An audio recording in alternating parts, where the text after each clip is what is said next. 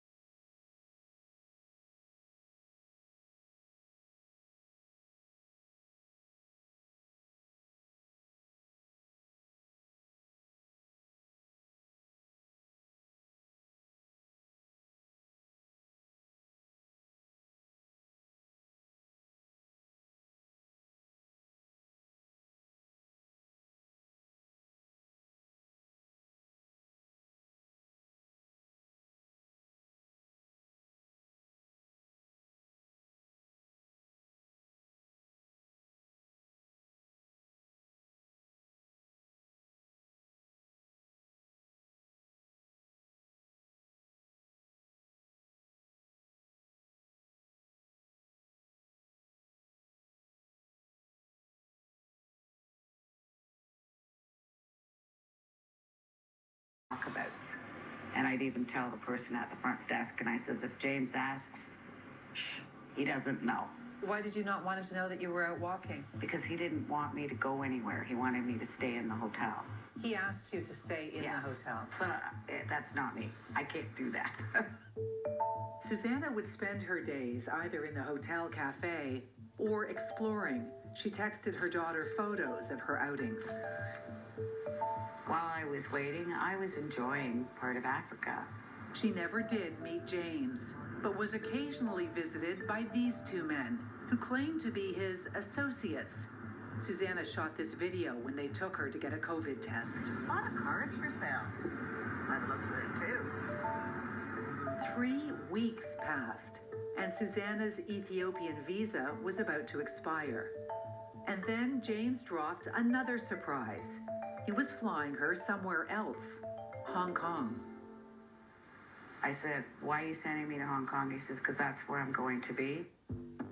Hours before her flight, the man who had been checking up on her for James came to the hotel bearing a strange gift. This suitcase filled with new clothes. The man took this photo of Susanna wearing one of the presents. I felt like, wow, you know, I was still feeling like a princess. Hong Kong is best known for its sky-high towers, lively markets, and harbor views. But one Canadian woman who's been here for 9 months hasn't seen any of that. In fact, Susanna Thayer hasn't seen much more than the inside of this prison. She claims to be an unwitting victim of a romance scam. Police say she's a criminal, a drug trafficker. What was the conversation? Hong Kong police issued this news release with photos of a hooded Susanna Thayer and of the buttons from the clothes inside her suitcase. 262 buttons that were filled with more than a kilo of cocaine. Susanna was transported to the Thailand Correctional Institute, a maximum security prison for women. I was afraid I was going to die in jail and never see my family again. And our investigation began. What's she looking at for time? Well, she's looking at serious jail time. We wanted to find out from Hong Kong lawyer Michael Arthur just what Susanna was up against in her criminal case. If someone is stopped at the airport with drugs coming into Hong Kong, prosecuting authorities say that's a strong prima facie case that that person was carrying drugs. We don't care about whether they knew. No. And no matter how often they say that I've been scammed or I didn't know, sorry, we've got a case here, this must be prosecuted. I'm actually doing some video. There is key evidence in Ethiopia that could help Susanna prove that she was tricked. You need to turn. Yeah.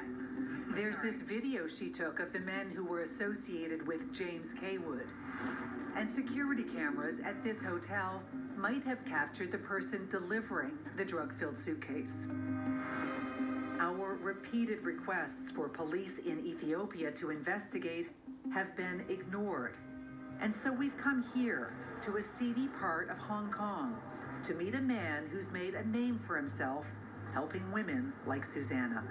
These people are usually vulnerable, lonely, economically in need, easily tricked sort of people, and they are targeted, unfortunately, by the big fish, as I call them.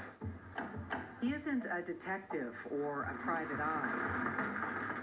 77-year-old John Wotherspoon is a Catholic priest, prison chaplain, and the man behind a global campaign called No More Mules. Through his charity, Mercy Hong Kong, Father John advocates on behalf of unsuspecting drug mules in Hong Kong prisons.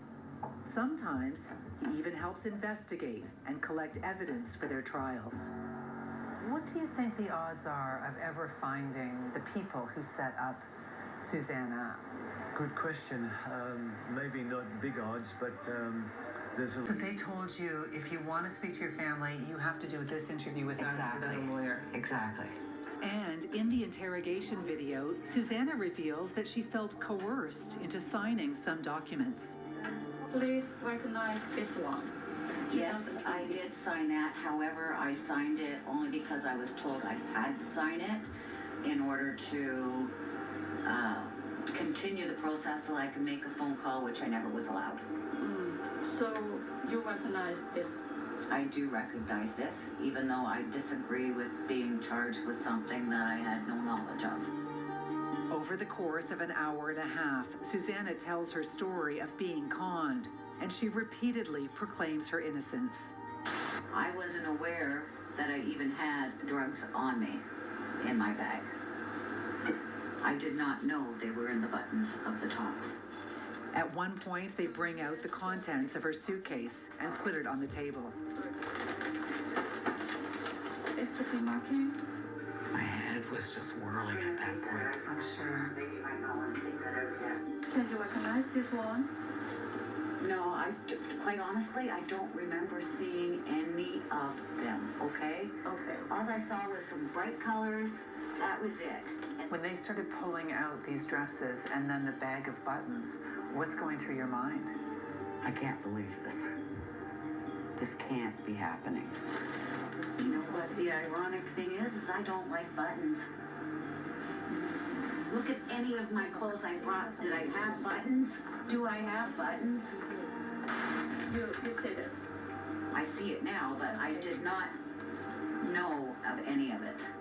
I can see you getting more and more sort of irritated and combative. Prior to them doing this videotape, they went through everything with me prior, and they spent hours interrogating me. Hard. Why do you think that some people in your family can't get past this? I think it's because they feel like they're the victim, and them not even realizing that you're a victim of a crime. That you're the person who actually is the one that was hurt. She's lost the support of some family members. She lost her life savings and for 270 days, her freedom. But there's one thing Suzanne